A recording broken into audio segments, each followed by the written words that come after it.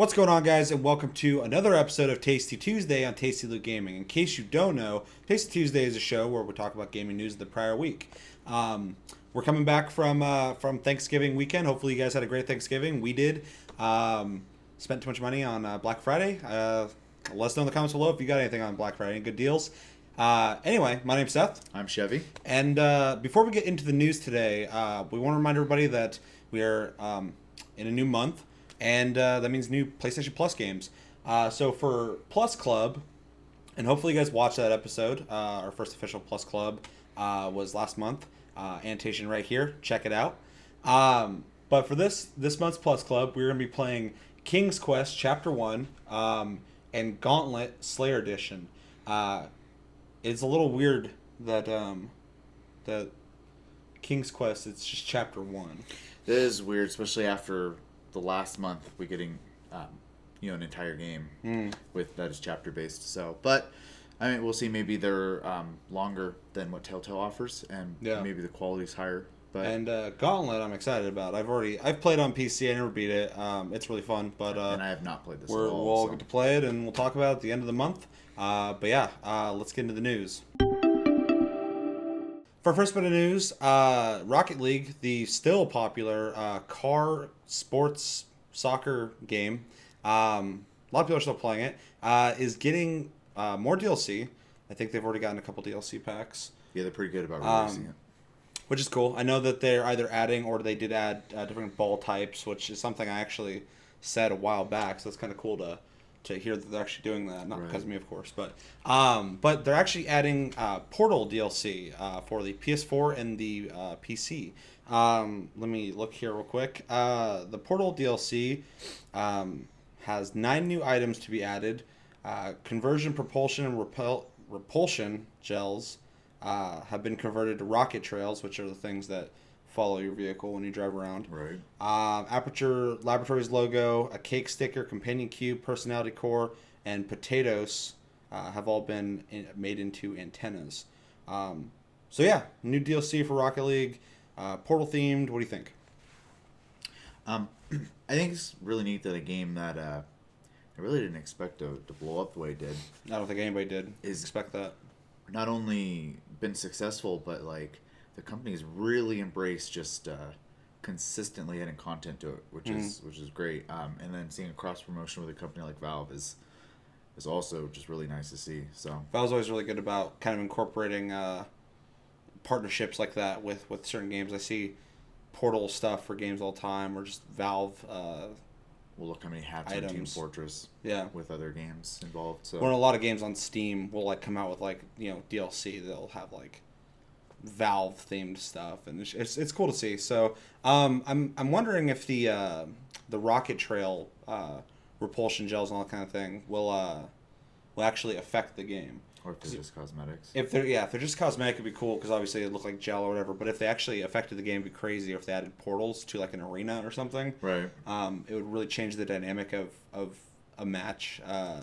Having like bouncy gel being able to be placed on the ground and stuff like that would be fucking crazy. Like, I don't know if that's the plan or not, but I think it's awesome. Yeah, I mean, and obviously being a competitive game, if they did add that stuff, it would need to be super balanced out. But I mean, they've shown that even adding the different ball types and stuff, that they're able to do it. So yeah, well, I will say they're adding a new ball type, and I'm sure they can add modifiers essentially. Right.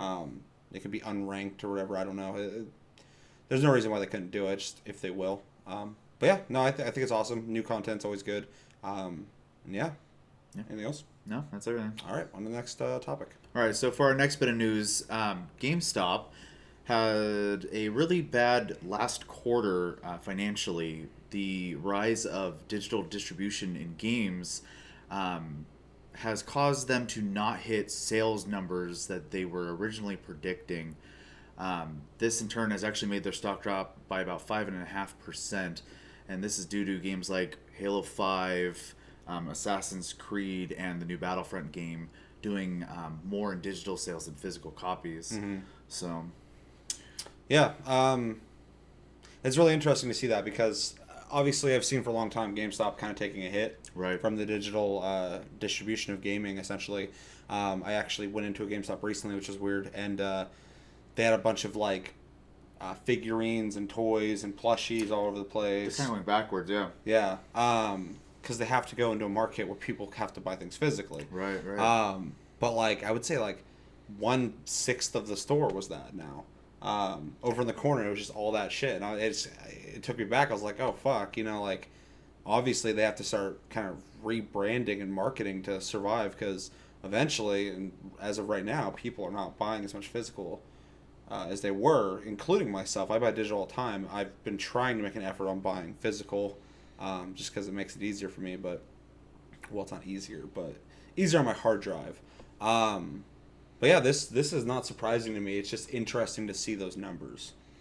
Yeah, well, and I mean, me and you embraced digital a while ago. I mean, I don't even know how long I've had a Steam account now, but I mean, having hundreds of games, all digital with no physical copies, I really have no qualms with the digital market. And as someone who used to work for GameStop myself, actually, I remember when I started working there, we sold figurines, soundtracks, art books, and stuff like that. It was kind of like half toy store, half video game store. I forgot. And then we even we tried doing movies for a little bit. That didn't go as well as they liked. They discontinued it, and then they started getting rid of like old classic games, which I actually think they should probably start bringing back at this point. Because that's one thing that they're going to have a market, get the collectible people back in, and that's what I kind of said there. It seems like they're going backwards because they focused on a lot of collectible stuff before, and now they're doing again that and electronics like tablets and phones and stuff. So yeah. Are you at all surprised of, well, originally the way I read it said that Battlefront, Assassin's Creed, and Halo 5 didn't sell as well, but then you brought up that they just sold better digitally. Are you surprised that the high-profile games like that are not selling physically? Because I myself am a little surprised to see people not buying Halo 5 as much as once would have, and Battlefront, that blows my mind, just with the hype behind that game. I honestly think the big factor there, besides the convenience aspect, is that you don't have to go wait in line somewhere. At midnight, it's go time. Yep. You get to just start playing. So yeah, if I'm being impatient, I didn't have a way to, like, if I can stop by and get the game that day, or or I'm not gonna stop by there like at 12. Fucking a lot of times I'll just buy it digitally just because I want it then. Well, and the way the consoles are set up now with being able to play while it downloads and installs, I mean, there's almost no reason not to. The only thing I would like to see is the consoles. I think both of them kind of underestimated how much hard drive space they were going to need. Yeah, so. But I think that the price point, I don't think they could have put that much more in there. Otherwise, the console would have to go up, and they're trying to get those in your house. So, but yeah, that, like I said before, none of this is surprising to me. It's just interesting to see that that evidence, the physical, like 5 point whatever drop in their stock, share whatever. Well, it'd be interesting to see what steps they take, because right now it sounds like their management team doesn't really have anything to say about it. I don't know if it's maybe just because they don't want to say anything that might they might choke on their words later about, or put their foot in their mouth, or if they just are kind of stumped right now. So. Well, companies like Xbox, anytime they fuck up or do something that they're not too happy with, they never admit it. Yeah. That looks bad. You look like you've made a mistake. And a lot of times, sometimes actually looks good to admit that. A lot of people like that. Yeah. I like that because I like the transparency. But yeah, like Xbox, I've seen for a while there, every time they did something wrong or did a misstep, they're just like, we got the greatest console out right now with a great lineup of games coming soon, blah, blah, blah. And finally they're like, we fucked up. Right. So with GameStop, like them not talking about it, I don't know why they would. Yeah. They're not a company that's like transparent, so. No, not really. But, well, what do you guys think? Do you think GameStop should go more towards a collectible route, doing older games and action figures and stuff again? Or do you think stuff like GameStop is just not going to exist after a while? Brick and mortar, yeah. Do you think that's on its way out? Let us know in the comments below. Speaking of digital sales and Battlefront, Star Wars Battlefront is EA's biggest selling digital game, apparently, along with the biggest and fastest selling Star Wars game in existence at this point. No real big surprise there, but we'll get into that. But also, I guess that they've also announced recently that they are releasing two new maps and star cards in the coming months free of charge, which is cool. Yeah. What do you think of all this news? Well, as far as the stuff that they're releasing, I think that's a response to people having a negative reaction towards the $50 worth of DLC. Absolutely. Yeah, and I think that's like them kind of going, it's okay. We're giving you some other stuff too. As far as like it being the biggest Star Wars game ever, I don't really find that surprising. You got the movie coming out in a little over 2 weeks. The hype's there, yeah. And yeah, it's crazy. A game franchise that people have been wanting to see a new one of anyways. So I think just with the name of the game alone and the timing was just perfect. So. Yeah, perfect storm for sure. That's exactly what I was thinking. Is you have Star Wars hype at the highest it's been in fucking years. You're releasing a game that people have wanted for a long time, like you said. Right.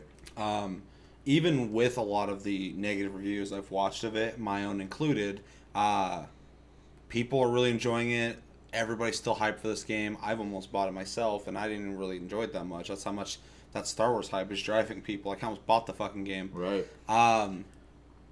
So yeah, it's crazy that's their largest digital launch though. I'm just surprised that Battlefield isn't. Yeah. Like Battlefield 3 or 4. Because that's a game that's directly connected with trying to take on Call of Duty. So right. you know they're going to try and make a game that will sell a shitload, and Battlefield does sell well, but like, I guess that hype of Star Wars really kind of pushed that. So wait, what do you think? Do you think that, because you know how Medal of Honor is kind of like pretty much gone at this point. Yeah, it's dead. Do you think that they might go the route now where you're going to get a Battlefield every other year and a Battlefront every other year?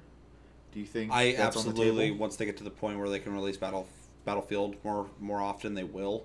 Absolutely. Yeah. There's no reason why they lost their integrity with 4 at Hardline, even though they didn't make that one. And Battlefront, they already announced recently that they're planning on making a shitload of them more. So yeah, maybe this is a way for them to kind of have that Call of Duty every like 2 to 3 years release a Battlefront, a Battlefield, a Battlefront. I know that like they had Hardline released. That was them essentially releasing a Battlefield while DICE is making another Battlefield and a Battlefront. So they're gonna have to make that studio a lot larger. Well, Visceral Games made Hardline. So, and it's really interesting because Visceral Games is the guys who made Dead Space. Right. 1 and 2, and those are actually high caliber AAA games. It's a really talented company, and it's just really weird to see them kind of be sucked into the Battlefield thing, just kind of how Neversoft was sucked into Call of Duty. Yeah. Those companies don't exist anymore to make the games they were classically known for. Right. They make games to fucking sell massively. Call of Duty, Battlefield, it's crazy. So yeah, I don't think that's far-fetched in any way. I absolutely think that's where it's going. There's no reason why they wouldn't do that. They have to compete. They want to compete. They want that fucking money. But they gotta aim high because Black Ops 3 is really good. So, I didn't think I'd say that about a Call of Duty, but it's a really good game. So. We have an impressions video on that actually. I'll put a card in the top corner here. So beta and post beta. But yeah, I mean that's cool. Yeah. It's good they're releasing free content. I feel like it's an apology. So that's kind of shitty, but at the same time, it's giving something to people. So yeah, whether it's a distraction or not. You know, if it's even new maps is a little more impressive, I think, than the card. So hopefully it's not just the Jakku map they're talking about though, because that'd be really. I thought Jakku was gonna be free anyway. It is a free DLC. Yeah. Yeah. I'm just hoping that that's not the free maps they're talking about definitely. coming out in later months. So considering it's just a fucking desert. But yeah, are you guys playing Battlefront? Do you like it? Do you not care about it? Let us know in the comments below. Are you excited for the new content? Are you pissed off about the $50 price tag on the fucking DLCs? Let us know in the comments below. all right, so in Sony news, The PlayStation 4 in just over 2 years has sold 30 million units worldwide. This is outpacing the PlayStation 1 and the PlayStation 3 sales in this time frame, and is on par and looking like it might even outdo the PlayStation 2. This is pretty Which is fucking crazy. huge, yeah. The PlayStation and PlayStation 2 are some of the legendary consoles of all time. Right. Have sold big worldwide over the years. The PS4 is just a solid fucking piece of hardware with like no competition. So, am I surprised it's doing well? Not at all. Am I surprised that it's like on track to kind of be where the PS2's at and potentially beat that? That's pretty crazy to me because the PS2 is pretty well received.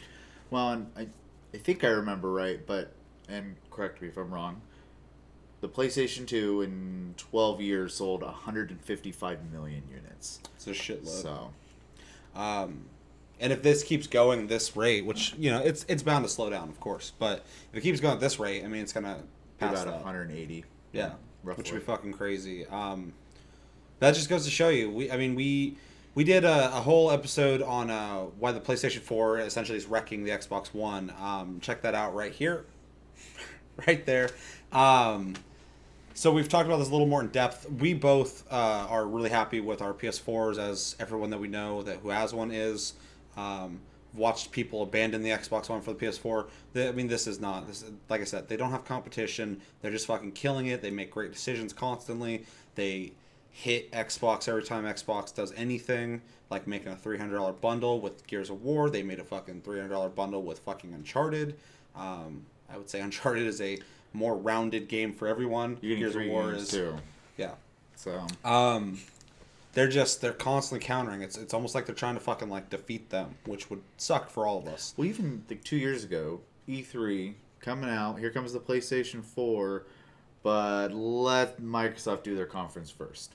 Yeah. And ever since then, it's been like that. Microsoft says something, Sony's like, we're gonna do that better. That's literally their strategy, because I remember before E3 happened with that, they were both like gonna have that like disc lock thing, and always online, all that shit. And then a lot of people were bitching about that, and fucking Xbox was like, oh, don't worry, this is gonna be really good. And I actually was all for it, but yeah, then they came out, let them like do that. People were bitching, going nuts about it, and then PlayStation or Sony used that to their advantage. Came out and were like, we're not doing that. They're the assholes, and they fucking. We got the gamers in mind, yeah. you know. Yeah, we're not trying to make a crazy cable box, essentially. They were getting their revenge, because the 360 arguably was the better console of the PS3, Xbox era. Yep. In sales and popularity, all that shit. The Xbox 360 was fucking great. It's definitely my preferred console out of the two. PS3 obviously has some great games. Last of Us, one of my favorite games of all time at this point. But the 360 was just a more well-rounded console. So it's funny to see Sony essentially had that speed bump of the PS3, which I feel like this is Xbox's speed bump, the Xbox One. Well, they're absolutely going to do fine. Yeah. Yeah. Exactly. They just need to start pumping out some games. That's really the only thing that's First stopping. party, third party, they need. I think either of us are buying the thing. Yeah. Oh, I've almost bought an Xbox One like 5 or 6 times, and then over fucking Black Friday weekend, I almost bought one every time I was on Amazon. I was like, but then I was like, I'm buying a fucking console for Halo 5 at this point, and Quantum Break when that comes out. That's not enough for me to fucking justify spending even $300, which is cheap. Like, it's awesome. Like, I could totally fucking afford that. But at that point, I feel like I'm spending $300 to play Halo 5. And I want to play Halo 5, but I'm completely content with the shitload of games I already have right now. Yeah. To be spending $300 for one game. I'd rather go buy a fucking Oculus. Oh, absolutely. Because at least I'm going to get a new experience, not, a fucking giant brick to sit in my room and play one game on. Yeah, and we're just repeating ourselves at this point, but exclusives. Need solid exclusives. It's Nintendo's problem. Yeah. Just something. I mean, like, I bought the PlayStation 4 super quick, too. Like, I usually don't buy consoles in their first year, but... they was like Bloodborne's coming out. We got Uncharted 4 coming out for this thing. And they just kept, announcing exclusives. And I was like, oh, God, it's just, I need it. And then all the games that are on all the consoles, you're going to be more inclined to want to get those on the console you already are buying for exclusives. Yep. So, and the new controller plays FPSs really well, so like, which is a nice addition. Works great for me because I used to prefer the 360 for Call of Duty. Now, I mean, it's literally at home on the PS4. They moved over because they saw they followed the money trail. So yeah, the way it's selling right now, the numbers are crazy to me, but it's not surprising anyway. Like I said, check out that video where we talk about it more in depth than we just did. And yeah, let's. What do you guys think? Are you surprised that it's selling a shitload? Do you have a PS4? Are you happy with it? Are you an Xbox One fanboy? Probably shouldn't say it that way, but are you a PS4 fanboy? Let us know in the comments below which one you prefer. And yeah, does it all not matter? Who gives a fuck? Fanboy shit's stupid. We're all here to play games, right? Exactly. All right, let's go to the next one. For our final topic, PlayStation. Well, we were just talking about them and how awesome they are. I just announced that the remote play feature originally for the PS Vita is actually coming out for PC and Mac. I'm assuming you'll be able to play all the games that you were originally able to play on remote play on your PC. Yeah. It's really weird because that's almost like the reverse of the whole Steam Box thing. Playing your PC games on the TV. It is, yeah. It's really well. I mean, what do you think of it? I like it. I mean, I'm Yeah.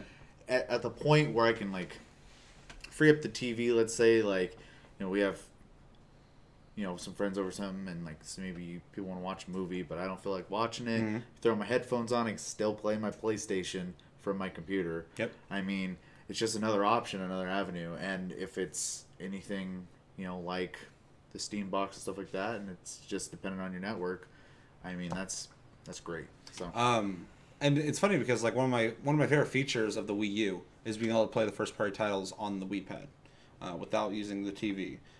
So in that same sense, it is cool that you can like free up the TV, have a new avenue to use, or to play your games. I wonder if you'll be able to play like on laptop or anything like.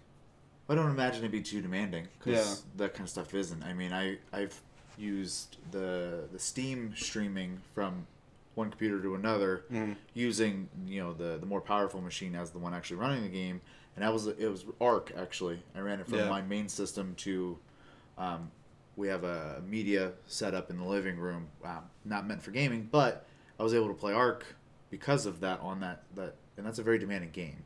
Definitely. The one thing I am kind of curious about, though, is are you going to be able to keybind the keyboard and mouse? And with that, I wonder if you're going to get a lot more people buying PS4 so that they can play games like Destiny on their PC. Yeah, I haven't think about that. Even like with like the modding community, I feel like somebody can make that a thing. I mean, or any of the competitive shooters. Now you got, you people were always like, well, keyboard and mouse is better than, controller for games like Call of Duty and stuff. Well, they're going to be able to actually test that if that's the case. That actually kind of freaks me out, to be honest. I don't like the idea of people with mouse and keyboards invading, essentially, PS4 servers. On console. Yeah, because that'll really unbalance the game.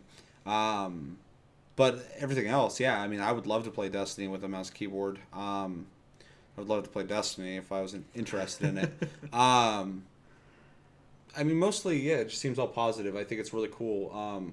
I like that the PlayStation, even the PlayStation 3 has always been embracive of using like USB sticks, different hard drives. Like they're more modular and more open-minded and not all about proprietary things you have to buy. Like the Xbox licensed memory card and the Xbox this, Xbox that. The Xbox One is a little more open about it, but yeah, it's just cool to see them embracing essentially people streaming content from one box to another, essentially. So even if I don't use this feature, just like share play, just like a bunch of things they offer, it's there because every once in a while I'm like, hey, I could use that or do that for whatever reason I have. It's awesome. I think it's cool because obviously the PS Vita is fucking failing, so it's a wasted effort if they just get rid of it with the Vita. Well, and I think this is, we had kind of discussed it before we did the show, but I think it's also kind of a response to people hacking the Vita stuff to make it work on PC. and so Oh yeah, for you remote told me about play. that. Yeah. So I think Sony was just like, well, people are going to do it anyways. We should do our legit version then. Might as well regulate it. So, but I mean, like always, like we always say, it's more features. They've been really good about that. I don't use half the features on the thing, but somebody obviously is going to be interested in it and want to use it, and it's there for them. So, Oh yeah, it's awesome. I don't really have a whole lot more to say on that. It's just cool to see that feature being realized in a different light. yep. What do you guys think about remote play coming to PC and Mac? Does that interest you? Could you not care less? Let us know in the comments below. But I think it's going to do it for Tasty Tuesday on Tasty Loot Gaming. I keep fucking forgetting. I'm all over the place today. On Tasty Loot Gaming. As always, thank you for watching. Check us out on Tumblr and Twitter, Tasty Loot Gaming. Check us out on Twitch, Sleep Division, all one word. And my name's Seth. I'm Chevy. And we will see you guys on the next episode. Take it easy, guys.